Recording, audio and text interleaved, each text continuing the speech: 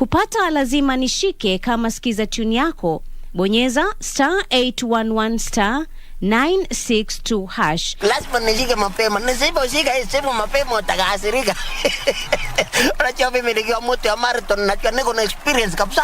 Niko na experience. If you don't hurry, you will not break the record. Okay, wacha nishike hii simu. Kupata lazima nishike, bonyeza *811 962 hash. *811 962 hash. Come on! I'm the photographer Black Milk. I have an exhibition in 8 weeks about how things get better with time. Let's go! Darling Fluffy Kinky inspired me.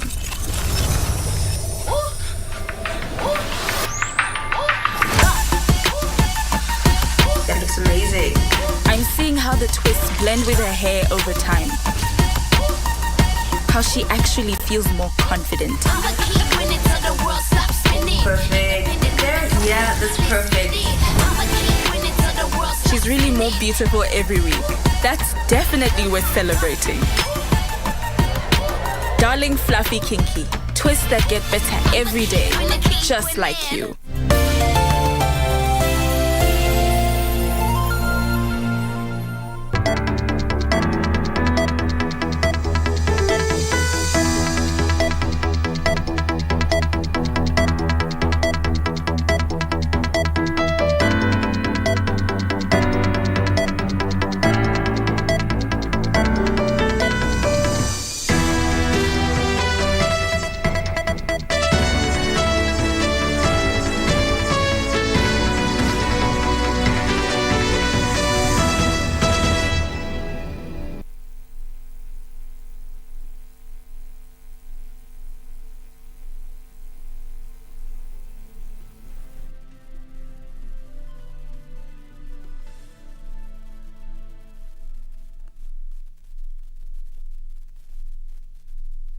It's 1 p.m. East African time. Good afternoon. This is KBC Lunchtime News. Glad you could make time for the most comprehensive news in the country.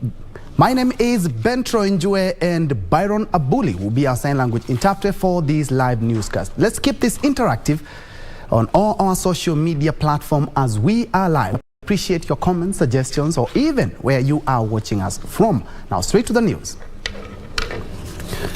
We begin at the coast where gender-based violence activists in Kilifi County are demanding the immediate arrest of a police officer based in Marereni, Magarini sub-county, who allegedly defiled a minor in January this year.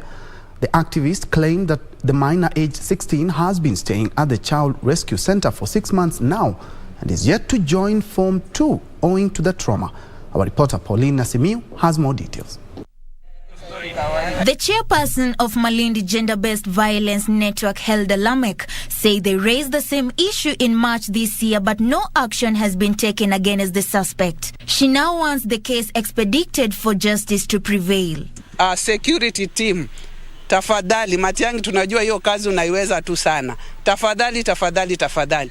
Peleke kesi kotini. Acha koti iweze amua amefanya ama hakufanya, ikuwe kwa koti. Lakini pia community waweze kuwa na amani kwa sababu waone pia haki imeweza kutendeka. Sentiments echoed by Emmanuel Omondi, a GBV activist in Malindi, who claimed the suspect, who happens to be a police officer, was being protected.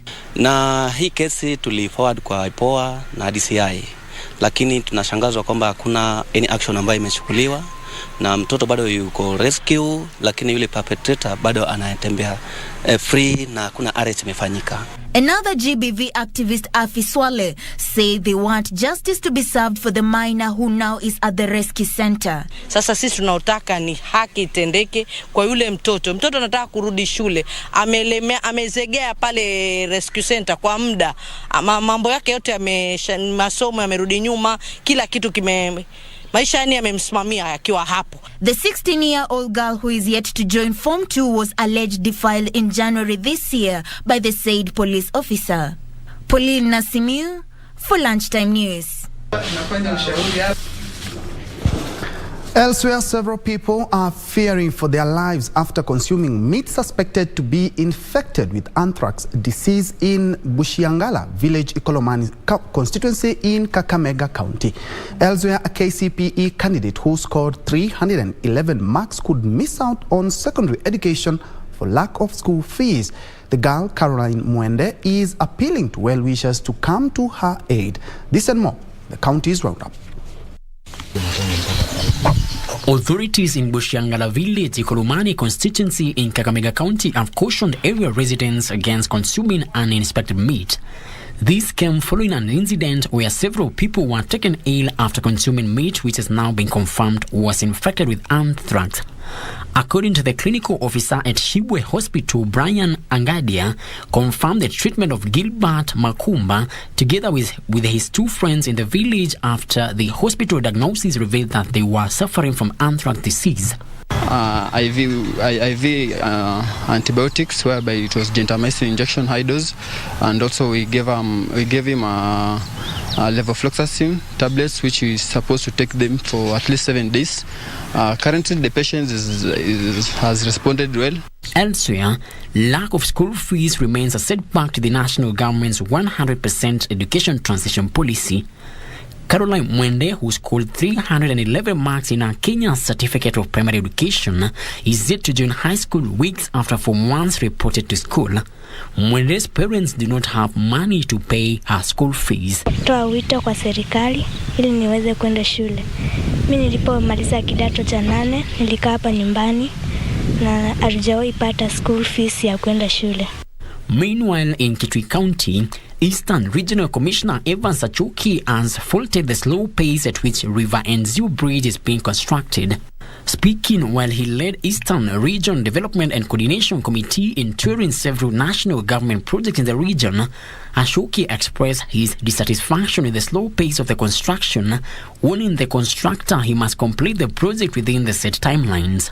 The bridge we have expressed our dissatisfaction with the pace at which the contractor is moving, and the contractor has assured us that he will replan his work, and he would be able, in the next 3 months we should see structures coming up, and so that is what we have agreed with him at the site. And the Kenya Red Cross Society has partnered with the French Embassy to empower the youth in Mombasa County through an ICT capacity building project. The project offers opportunity to young people for skill development, entrepreneurship and employment through practical social action. Kenya Red Cross Society Secretary General Asha Mohammed underscored the commitment towards the full realization of the national youth development through ICT. Wanapata nafasi ya kuja kujiendeleza kwa maana wengine wana vipawa ambazo pengine ile system ya kawaida ya education haiwapatii nafasi. Kwa hivyo innovation labs kama hizi zinawapa nafasi vijana kama hawa kuja kujaribu kutengeza vifaa tofauti. And finally, teachers in the country have been asked to embrace the changes introduced by the Teachers Service Commission TSC, which includes teacher professional development. Kericho TSC County Director Grace Mwangi called on teachers to embrace CBC, saying that teachers must move with the changes and teach what is more relevant.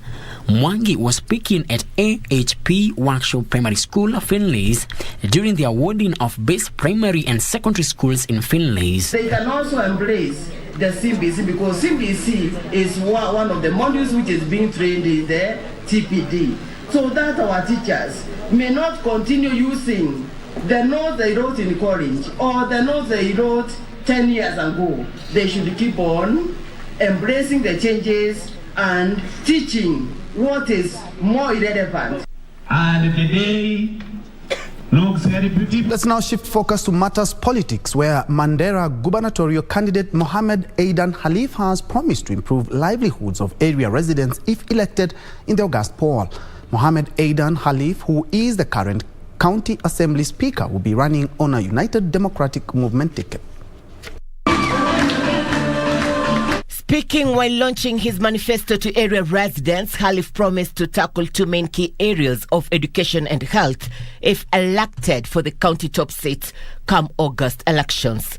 Mohammed Aden Khalif of United Democratic Movement (UDM) is set to battle the race for governorship against former Cabinet Secretary Aden Mohammed of Jubilee, Hassan Nur Hassan of ODM, and Ali Nur Eden of UDA. We shall provide equal opportunity for all, equal opportunity for all for our prosperity.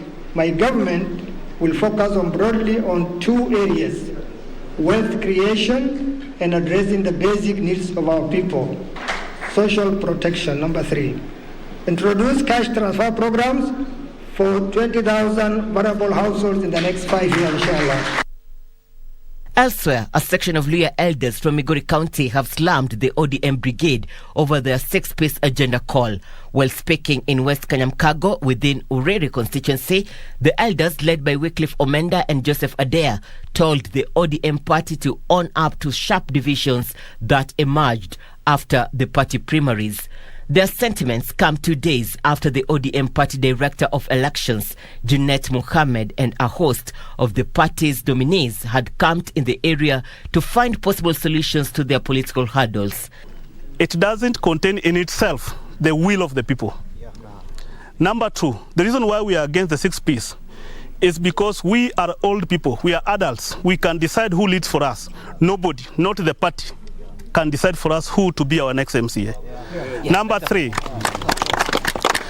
3, it is we the people of South Kanyamkago that know our problems.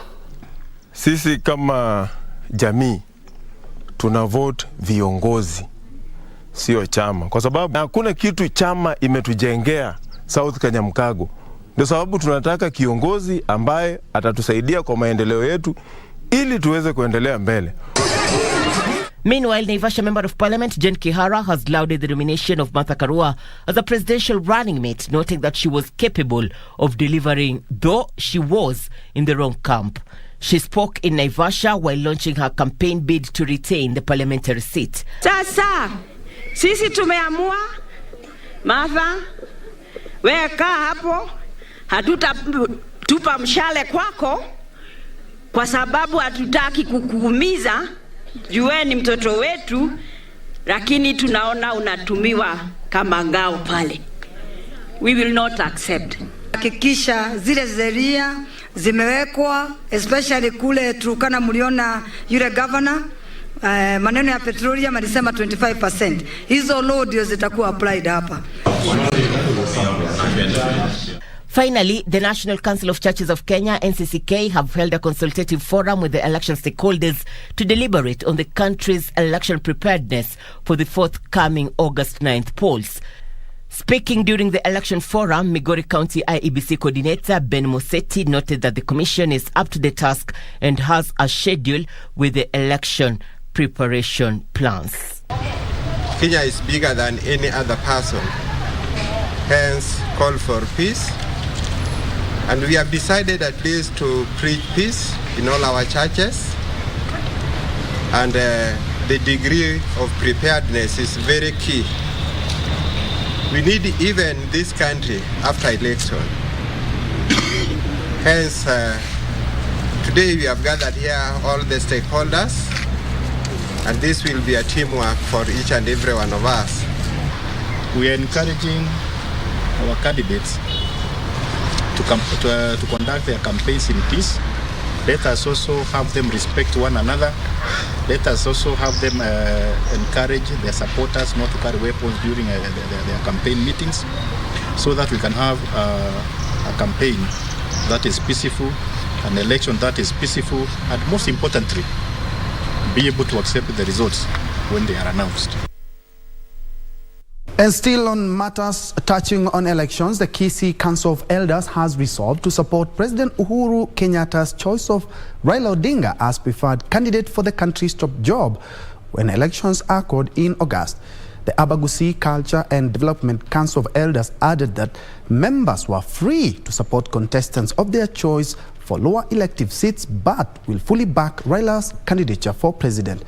During a meeting at Ekerubo in Masaba South, the council's patron Stephen Mainga invited the president to show them the path to follow in the August polls and said the council will support the government of the day as it has steered the country in a positive economic path. We are supporting the president, the current president, on His Excellency President Uhuru. He will show us wherever he would like us as a community to proceed to. And we are supporting that move of supporting the incoming government, which will be decided on the 9th of August.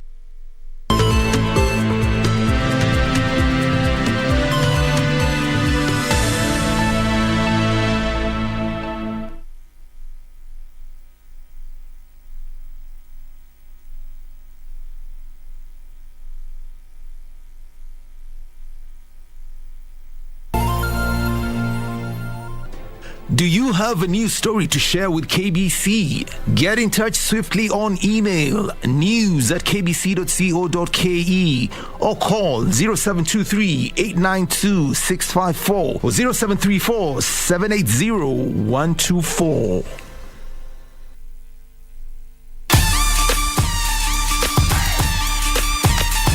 Tonight, it ain't about wins, and the show to hell ain't about losses. It's about pain.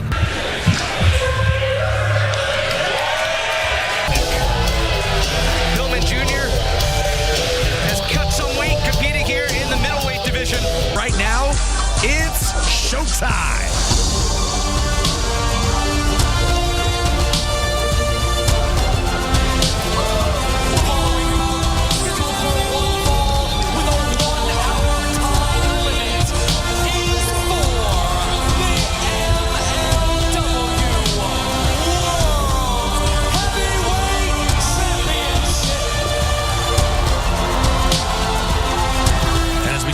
Jumamosi hii tarehe 11 mwezi Juni, barabara zote zinaelekea katika tamasha ya Mwatu Night hapo Nedland Inn huko Malili Konza. Kutana na watangazaji shupavu wa Mwatu FM kama vile Virginia Mwikali, Patrick Musango, David Ngumbao na Eric Makau. Msanii mashuhuri Kana Niko atakuja kuwatumbuiza. Usikose kuhudhuria tamasha la Mwatu Night na Mwatu FM.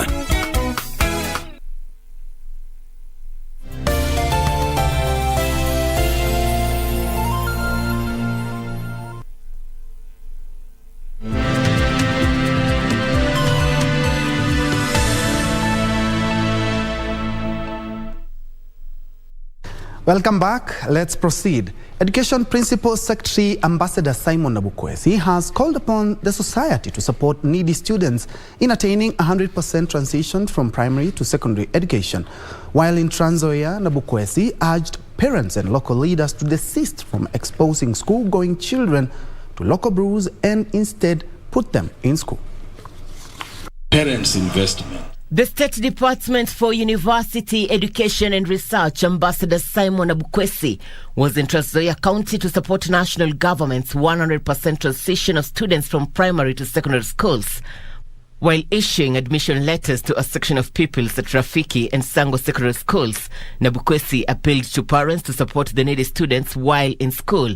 He also appealed to leaders in Busia, Bungoma, Trans Nzoia and Kwale counties to desist from exposing school-going children to local brews.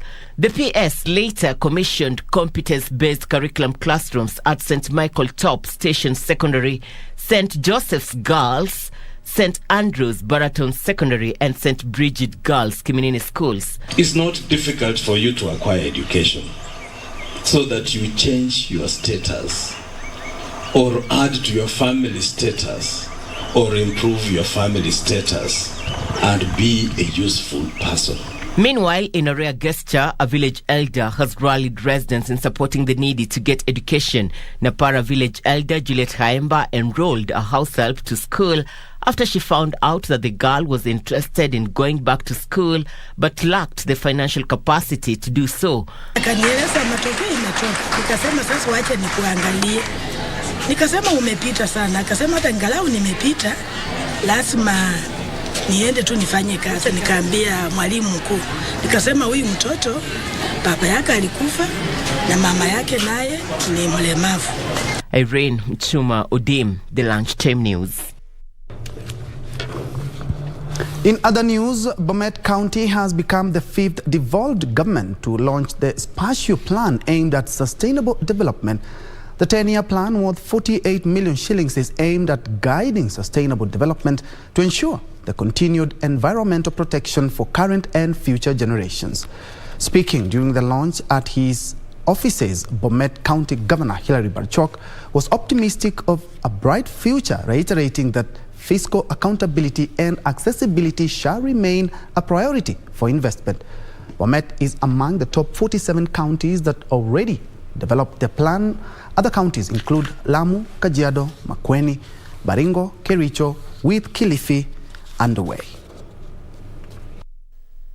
But we thank God that we are now joining the league of 5 other counties who have in place what we call county spatial plan. There are some counties which are in the early areas, and these ones cannot do a similar plan like Bomet or like Nyeri or others. So we need to encourage people. We need the communities to own this spatial plan so that when it comes to implementing, it's part of what they want. I'm happy to announce that Bomet County has a forest cover so far of 24.9%, which is the second countrywide. And for your information, Madam Commissioner, the first county is Nyeri County with 40%. The boundaries of where. Moving on, environmentalists are now urging Kenyans to embrace tree planting culture in order to surpass the 10% government's goal in the country. The environmentalist enthusiasts who spoke during the centenary celebrations of International Tree Foundation (ITF) lamented the destruction of indigenous trees, saying at least 140 native tree species are on the brink of extinction. International Tree Foundation celebrated 100 years in existence last evening. The Tree Planting and Reforestation Charity Organization Chief Executive Officer James Whitehead stressed the need for public participation in greening the environment.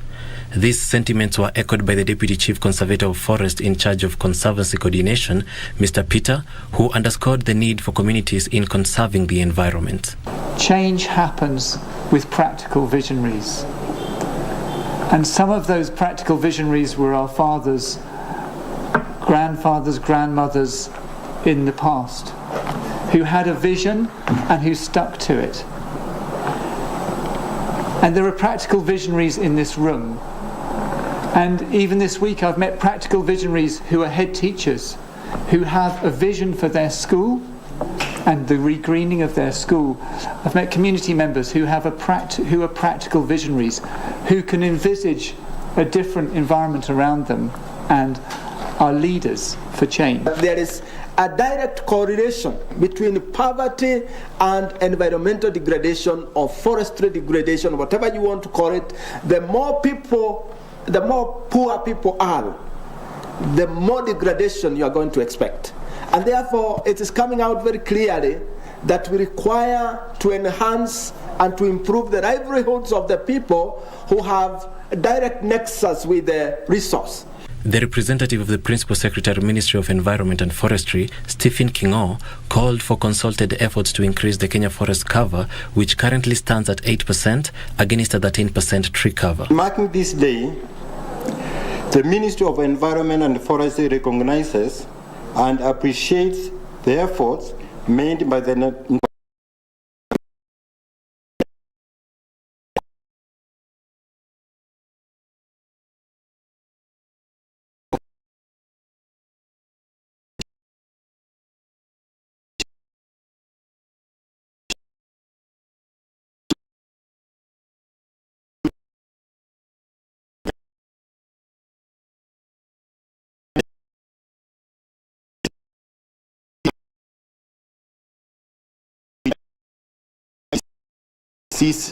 diseases change, and this can lead even to some species going into extinction. The Kenya Forest Service received the Forest Conservation Award. Kiambu CFA Alliance was lauded for their good work in social fence and forest restoration. James Madhea, Rose Wamalwa, and Teresa Maina were also among the awardees. Edwin Austin for Lunchtime News. Elsewhere, 10 schools from Laikipia North and Laikipia East participated in a public speaking contest held in Nanyuki town. The contest, which was held at the library grounds, brought together more than 200 students aiming at improving their public speaking skills. Speaking at the event, Laikipia County Commissioner Joseph Kanyiri applauded the organizers, saying that this move will go a long way in shaping the careers of the learners. Cha muhimu kwa wanafunzi sio kwamba uongee mengi, lakini machache na uweze kujiwasilisha. Tunahimiza wazazi waone hili swala likiwa muhimu, wafanyabiashara hapa mjini Nanyuki waone swala likiwa muhimu sana, kushirikiana na Batuk na wafadhili wengine ili kila mwaka tuwe na shughuli kama hii. He said that the interaction of the learners and their activity on stage will build up their confidence moving forward. Kutokana na shughuli ya leo, tunaona kwamba tutapata wasomi, tutapata pengine wanasiasa ambao watakuwa kakamavu kuelezea sera zao, tutapata pengine wale wataweza kuendelea agenda zao pasipo kuogopa. This occasion that was held here is helping us as students to develop our confidence and be able to interact with other people. As we grow up, it's also giving us the confidence to be able to communicate with large numbers of people. Major Taylor from the British Army Training Unit in Nanyuki encouraged the learners to pursue such endeavors, adding that the research skills they acquire will help them to be competent public speakers in future. The skills that they learn from today and the confidence that they get, the research skills, hopefully through the library, and the confidence that they will gain to do public speaking in the future. And also the ability to look at things from different points of view will help, reduce that of conflict resolution or increase that of conflict resolution. Beatrice Wangare from the Ministry of Education said that the topics that they selected for the students will help them improve on their studies in subjects like biology and computer studies. The genesis of the program today is to help us more or less give some insight to the students, give them a chance to improve their public speaking. Beatrice Gatonyangetich, Lunchtime News. It's time to play now. And if you have been following the UEFA Nations League, last night, Kylian Mbappe rescued France a point in Austria as the world champions remain winless in the Nations League after a 1-1 draw against Austria. France has just 2 points from 3 Group A1 games. Mbappe, on a second-half substitute, finished smartly after a lightning break from the visitors led to the equalizer on 83 minutes. Bristol City striker Andreas Weimann had earlier scored his first international goal to threaten an upset. France has just 2 points from 3 Group A1 games. In other games, Croatia outshined Denmark by a 1-0 defeat in Group 3C. Slovakia scored 1-0 against Azerbaijan, Belarus drew 1-1 with Kazakhstan, and in Group D1, Latvia scored 4-2 against Moldova, while Andorra won 2-1 against Liechtenstein. Tonight, England will face Italy, Hungary plays Germany in Group A3. In Group A4, Netherlands will tackle Poland, while Wales meet Belgium. And Stephen Curry shaked off injury to score 43 points for the Golden State Warriors as they beat Boston Celtics 107-97 in Game 4 to level NBA Finals at 2-2. Game 5 of the series will be played on Tuesday in San Francisco. Tatum with a three. Golden State Warriors are level with Boston Celtics 2-2 in Game 4 of the NBA Finals. Good. Thompson comes off the screen. Got it. Three-pointer for Klay Thompson. Boston led 9-90 with just over 5 minutes left, but 10 consecutive points helped the Warriors to victory. Screen by Draymond Green. Tatum turns, shoots, and scores. Curry scored 7 3-points from 14 attempts and did not appear troubled by a left foot injury sustained in the Game 3 of the best-of-7 series. Klay Thompson scored 18 points for the Warriors, while teammate Andrew Wiggins contributed 17 points and a career-high 16 rebounds. Curry is averaging 3.3 points in the series and has made 25 of 51 3-point attempts.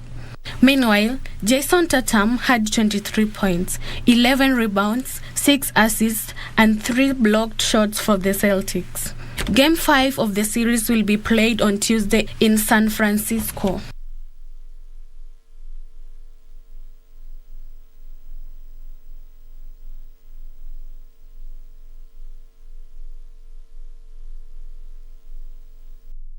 And before we wrap it up, let me take you through one more story where Gatundu North farmers have received over 5,000 macadamia nut seedlings, aimed at helping them increase production, boost the county's economic and increase forest cover in the region.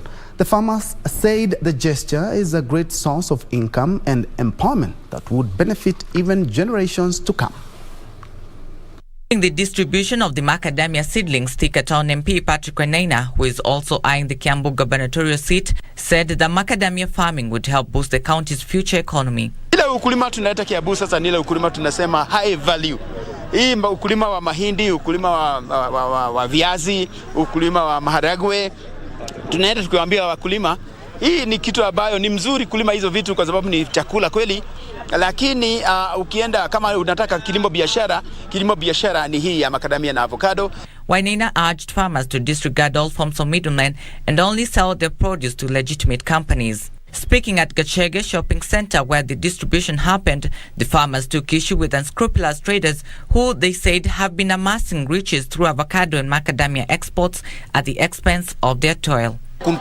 Tumepanda miti ingine kama macadamia, hii inaitwa avocado, na inakuja na buroka, inatufinya hata tupati kitu. Lakini tukipata mtu atakuja kutununulia ikiwa hasa tuna buroka, hiyo majabo itakuwa nzuri. Badala ya kupatio 100 mnaenda hata mnapigana kwa sababu ya pesa. Tumefurahia siku ya leo kupatio miti ya macadamia. That's all the time we had for KBC Lunchtime News. Of course, more news in our subsequent bulletin at 7 and also at 9. And speaking of time, remember it's precious.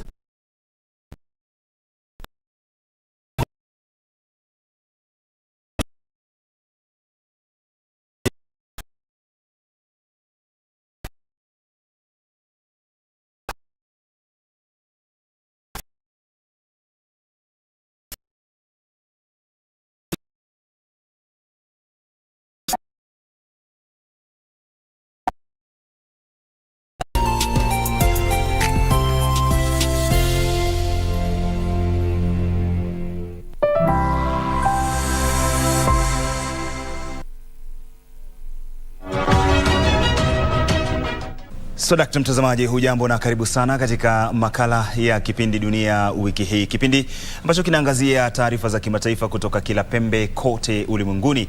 Kwa ushirikiano wa shirika la utangazaji nchini KBC na shirika la Xinhua kutoka China, unapokea taarifa hizi. Katika makala ya juma hili, Rais Putin wa Urusi asema nchi hiyo itafanya maamuzi yake iwapo Marekani itawasilisha makombora ya masafa marefu kwa Ukraine, huku mzozo huo ukizorotesha hali kote duniani. Kadhalika, waziri mkuu wa Uingereza Boris Johnson anusurika kura ya kutokuwa na imani naye. Na shirika la WHO lasema vifo vinavyotokana na janga la COVID-19 barani Afrika vitapungua kwa 94% mwaka huu. Kadhalika, barani Afrika, jumuiya ya ECOWAS yapinga kipindi cha mpito cha miezi 36 kilichopendekezwa na viongozi wa kijeshi nchini Guinea. Na Rais Joe Biden wa Marekani alihimiza bunge la Congress kuchukua hatua dhidi ya ghasia zinazotekelezwa kwa kutumia bunduki.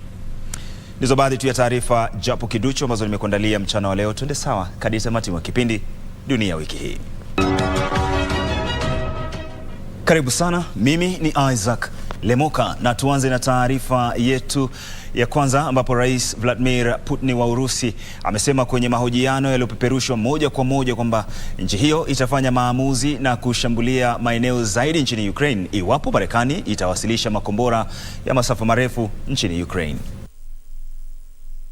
Rais Joe Biden wa Marekani alitangaza kuwa nchi hiyo itawasilisha kwa Ukraine makombora ya hali ya juu yaliyoitishwa na Ukraine. Kitengo cha habari cha rais wa Ukraine kilisema kuwa Rais Volodymyr Zelensky alizuru maeneo ya vita ya jeshi la Ukraine huko Zaporozhye, kusini ya nchi hiyo, ambapo alishauriana na wanajeshi. Na vyombo vya habari vya Ukraine viliripoti kuwa Rais Volodymyr Zelensky alisema hatashauriana na pande kutoka nje kuhusiana na mpango wa amani ili kukomesha mzozo baina ya nchi hiyo na Urusi, kwani kuna nchi zinashinikiza Ukraine kubali mikataba ambayo haitaisaidia. Nayo wizara ya mashauri ya nchi za kigeni ya Urusi ilitangaza kwamba raia 61 zaidi wa Marekani wamezuiwa kuingia nchini Urusi kufuatia vikwazo vilivyowekewa nchi hiyo hivi majuzi na Marekani.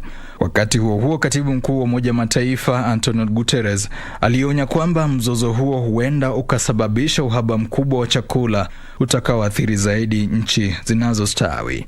Alisema mzozo huo unasababisha mateso makubwa na unafaa kukomeshwa mara moja. Shirika la Umoja wa Mataifa kuhusu chakula na kilimo FAO linasema kuwa Urusi na Ukraine ndizo huuza ngano kwa wingi zaidi duniani na pia shairi na mahindi. Na ripoti zinasema kuwa ongezeko kubwa la bei hasa za kawi na vyakula litatatiza ukuaji wa kiuchumi barani Ulaya mwaka huu. Na rais wa Benki ya Maendeleo barani Afrika Akunuimu Adesina alisema kuwa mzozo wa Urusi na Ukraine utaathiri vibaya sekta za kilimo na kawi barani Afrika. Africa imports 30 million metric tons of wheat and maize from Ukraine and Russia. That will no longer be coming. Second, Africa imports a lot of fertilizers from both countries. Nikiripotia Dunia Wiki Hii, mimi ni John Madanji. Waziri Mkuu wa Uingereza Boris Johnson alinusurika kura ya kutokuwa na imani naye iliyoandaliwa na chama chake cha Conservative. Johnson aliungwa mkono na wabunge 211 kati ya 359, hii ikiwa idadi kubwa zaidi ya kura 180 zilizohitajika kumpa ushindi kwa mujibu wa matokeo yaliyotangazwa na mwenyekiti wa kundi la wabunge wa chama cha Conservative Graham Brady. Kura hiyo kuhusiana na uongozi wa Johnson ilijiri baada ya idadi ya wabunge waliowasilisha barua za hoja ya kutokuwa na imani naye zilizowasilishwa kwa Brady kufikia 54. Kufuatia ushindi huo, Johnson hatakabiliwa na kura nyingine kama hiyo kwa muda wa mwaka mmoja kwa kuambatana na kanuni za chama hicho. Waziri huyo mkuu amekumbwa na utata kuhusiana na sakata ya kuandaa dhifa wakati wa vikwazo vya kudhibiti msambao wa COVID-19 na mwaka wa 2021. Alitozwa faini na maafisa wa polisi nchini humo mwezi Aprili kwa kuhudhuria dhifa na hivyo kumfanya waziri mkuu wa kwanza katika historia ya nchi hiyo kuadhibiwa kwa kuvunja sheria. Licha ya ushindi huo, wapinzani wake wa kisiasa walisema ni dhahiri kwamba kuna msukosuko katika chama cha Conservative, kwani kura 148 dhidi yake ni kumaanisha kwamba zaidi ya 40% ya wabunge wa chama hicho wanataka aondoke. Nikiripotia makala ya Dunia Wiki Hii, naitwa Safin Achieng Ouma. Mjumbe kutoka Hungary Saba Korosi alichaguliwa kuwa rais wa kikao kijacho cha 77 cha Baraza Kuu la Umoja wa Mataifa. Korosi alichaguliwa bila kupingwa na ataanza wadhifa huo mwezi Septemba mwaka huu kumrithi rais wa baraza hilo Abdullah Shahid kutoka Maldives. Kwenye hotuba yake kwa baraza hilo baada ya kuchaguliwa, Korosi alitaja masuala 5 atakayoyapa umuhimu wakati wa urais wake, yakiwemo kudumisha kanuni za kimsingi za mkataba Umoja wa Mataifa, kuhakikisha ufanisi katika mabadiliko endelevu, kuleta suluhu, kuimarisha jukumu la sayansi katika kufanya maamuzi na kuimarisha umoja ili kukabiliana na mizozo inayokumba ulimwengu. Alisema kuwa mizozo duniani imekuwa mikali, huku yamkini watu milioni 303 wakihitaji kwa dharura misaada ya kibinadamu na ulinzi katika nchi 69, na kwamba mzozo nchini Ukraine unazidisha changamoto hizo. Shahid alimpongeza Korosi akisema kuwa ana ujuzi mkubwa baada ya kuhudumu kwa takriban miaka 44 akiwa mjumbe wa nchi yake. Korosi aliyezaliwa mwaka 1958 kwa sasa ni mkurugenzi kuhusu uendelevu wa mazingira katika afisi ya rais wa Hungary. Amehudumu katika nyadhifa nyingi nchini mwake na kama balozi na pia mwakilishi wa kudumu katika Umoja wa Mataifa. Wakati huo huo, kwenye hotuba yake, katibu mkuu Umoja wa Mataifa Antonio Guterres alisema kuwa kikao cha 77 cha baraza hilo kuu kitakuwa cha mabadiliko na kuimarisha ushirikiano wa kimataifa. We face a world in peril.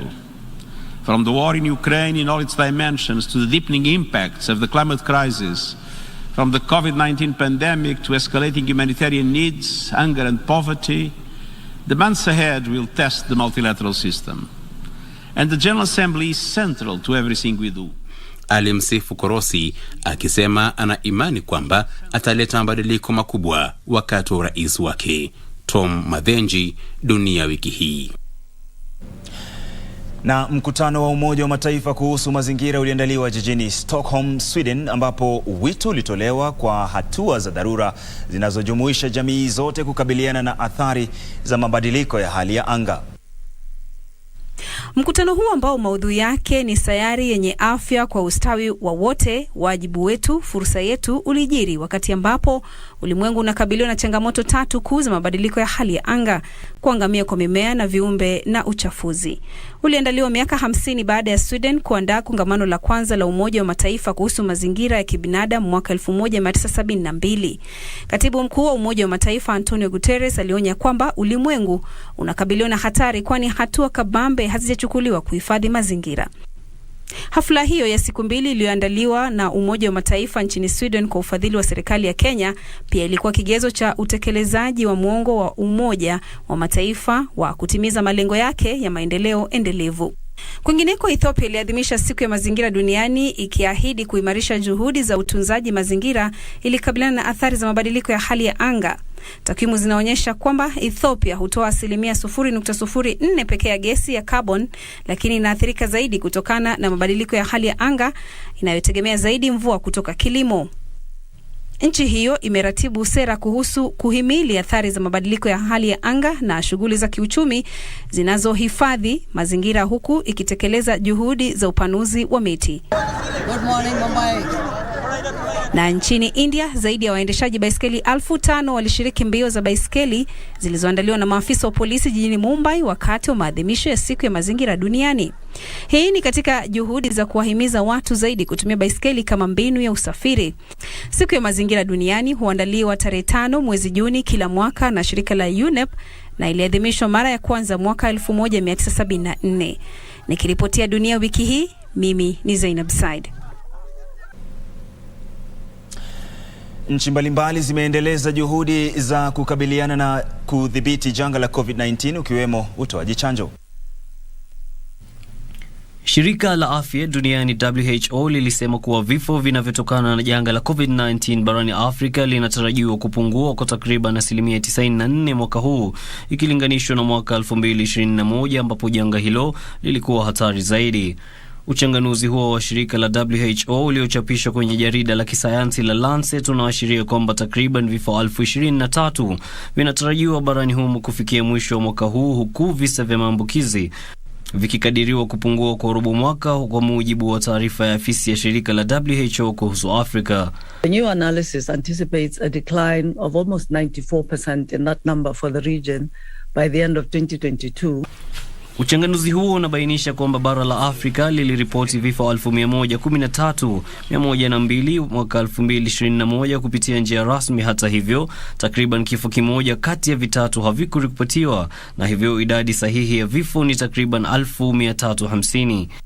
Janga hilo lilikuwa hatari zaidi barani Afrika mwaka uliopita, huku likikisiwa kuwa chanzo cha 7 kikuu cha vifo chini ya ugonjwa wa malaria, ilhali mwaka 2020 virusi hivyo vilikuwa chanzo cha 22 kikuu cha vifo barani humo. Ongezeko la vifo lilitokana na aina ya Delta ambayo huambukizwa kwa haraka zaidi. Na jiji la Beijing nchini China halijaripoti kisa chochote cha maambukizi ya ugonjwa huo katika siku za hivi majuzi tangu ugonjwa huo ulipozuka tena jijini humo. Biashara na shule jijini humo zimefunguliwa tena, huku hatua zikichukuliwa kuwakinga wanafunzi shuleni dhidi ya maambukizi. Na tuelekee huko Dominican ambapo waziri wa mazingira wa Jamhuri ya Dominican Orlando George Mera aliuawa kwa kupigwa risasi afisini mwake na mpiganaji mmoja aliyetajwa kuwa rafiki yake wa kibinafsi, kwa mujibu wa afisi ya rais. Kwenye taarifa, afisa huyo alisema kuwa Miguel Cruz, ambaye ni rafiki wa kibinafsi wa marehemu waziri huyo, alikamatwa na kuzuiliwa na idara ya polisi na wizara ya umma. Serikali ya jamhuri hiyo ilipeleka rambirambi zake kwa familia ya waziri huyo, ikisema kuwa kisa hicho kinachunguzwa na matokeo yake yatatangazwa. Duru za wizara ya mazingira zinazonukuliwa na gazeti la kila siku la Acento zilisema kuwa mshambulizi huyo aliingia kwenye afisi ya Mera akiwa peke yake, na baadaye milio ya risasi 6 ikasikika. Kufuatia kisa hicho, wahudumu kwenye wizara hiyo waliondolewa, huku ambulensi na polisi wa doria wakiwasili kwenye eneo hilo. Mera wa umri miaka 55 alikuwa mwanawe rais wa zamani wa Jamhuri ya Dominican Salvador Jorge Blanco, aliyetawala nchi hiyo ya Caribbean baina ya mwaka 1982 na mwaka 1986. Aliteuliwa kuwa waziri mwanzoni mwa kipindi cha kuhudumu cha Rais Luis Abinader mwezi Agosti mwaka 2020, ambapo aliahidi kuhakikisha uwajibikaji katika matumizi ya mali asili, utunzaji na uhifadhi wa mifumo ekolojia, kupunguzwa kwa uchafuzi na ushughulikiaji bora wa taka. Nchini Marekani, Rais Joe Biden wa Marekani alihimiza bunge la Congress kuchukua hatua dhidi ya ghasia zinazotekelezwa kwa bunduki alipohutubu katika ikulu ya White House nchini Marekani. How many more innocent American lives must be taken before we say enough? Enough. Aliyasema hayo wakati ambapo nchi hiyo imeshuhudia visa kadhaa vya mauaji yanayotekelezwa kwa bunduki katika muda wa majuma kadhaa yaliyopita.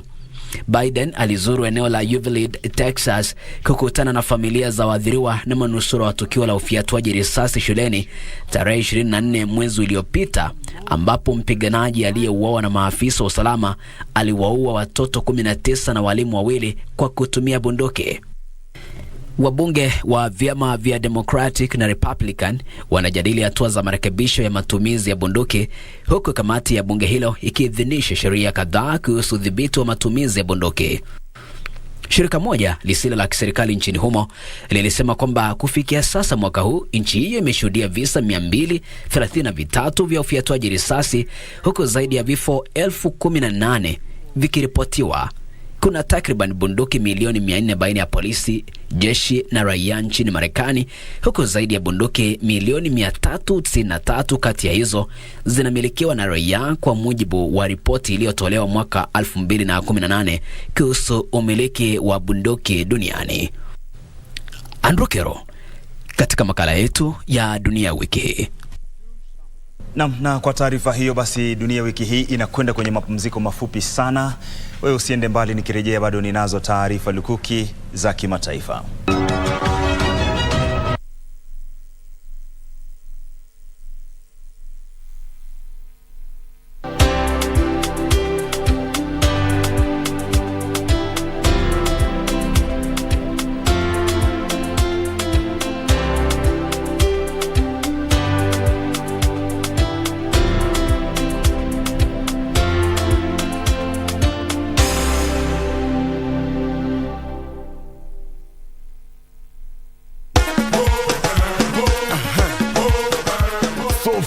So good, tunakushukuru sana ewe mpenzi wa kipindi cha Bridge Over Congo na KBC Channel 1 kwa ujumla.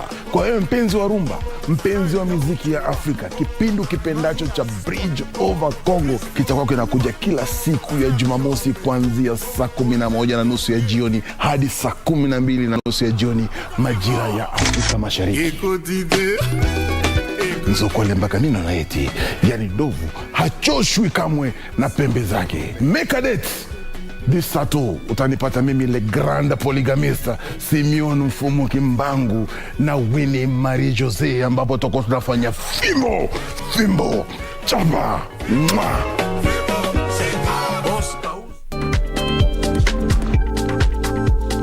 As times changes, technologies grow, and so you need to be in the know. We are looking into matters, technology and education. We bring you updates in tech news the world over, exciting features, exceptional Kenyan innovations, and very informative interviews. Join me, Stephanie Ayeta and Grace Githaiga, as we serve you with only the best tech updates the world over.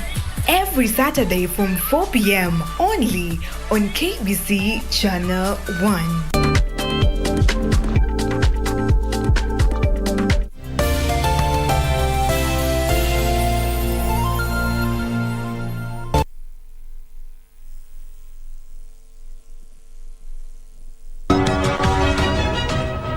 Karibu katika awamu hii ya pili ya kipindi Dunia Wiki Hii. Kwa ushirikiano wa shirika la utangazaji nchini KBC na shirika la Xinhua kutoka China, unapokea taarifa hizi za kimataifa. Awamu ya pili inang'oananga sasa. Katika awamu hii ya pili tuanze na taarifa kuhusiana na viongozi wa Jumuiya ya Kiuchumi ya Mataifa ya Afrika, yani ECOWAS, walikataa pendekezo la viongozi wa kijeshi nchini Guinea kuhusu kipindi cha mpito cha miezi 36 kwa mujibu wa tume ya jumuiya hiyo.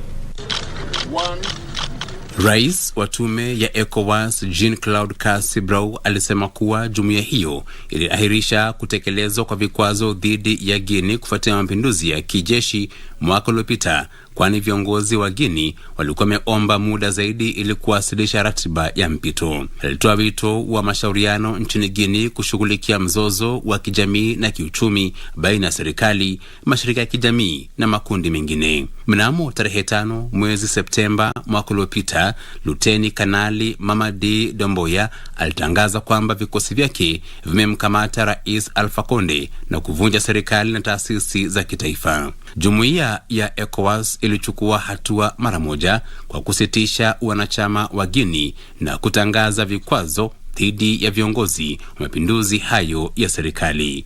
Tom Mathenji, Dunia Wiki Hii. Na huko Israel, jeshi la Israel liliwaua Wapalestina wawili kwenye ukingo wa magharibi ya mto Jordan na kufikisha 4 idadi ya wale waliouawa kwa mujibu wa maafisa wa Kipalestina. Wizara ya Afya ya Kipalestina iliyo mjini Ramallah kwenye taarifa kwa vyombo vya habari ilisema kuwa mvulana wa umri wa miaka 17 aliuawa kwa kupigwa risasi katika kijiji cha Al-Media magharibi ya Ramallah. Vikosi vya Israel pia vilimuua mtu mmoja kwenye kambi ya wakimbizi ya Al-Deishe kusini ya Bethlehem. Vilevile vikosi hivyo vilimuua mwanamke mmoja kwenye lango la kambi ya wakimbizi ya Al-Arub viungani mwa jiji la Hebron kwa kisingizio kwamba alikuwa ameelekea kwa wanajeshi hao akiwa na kisu. Vikosi hivyo pia vilimuua mtu mwingine wakati wa shambulizi kwenye eneo la kaskazini ya ukingo wa magharibi ya mto Jordan katika kijiji cha Yabad karibu na Jenin. Wizara ya nchi za kigeni ya Wapalestina ilitoa wito kwa jamii ya kimataifa kuingilia kati na kukomesha mauaji ya Wapalestina yanayotekelezwa na Israel. Vikosi hivyo pia vililipua nyumba ya Dea Hamarshe katika kijiji cha Yabad magharibi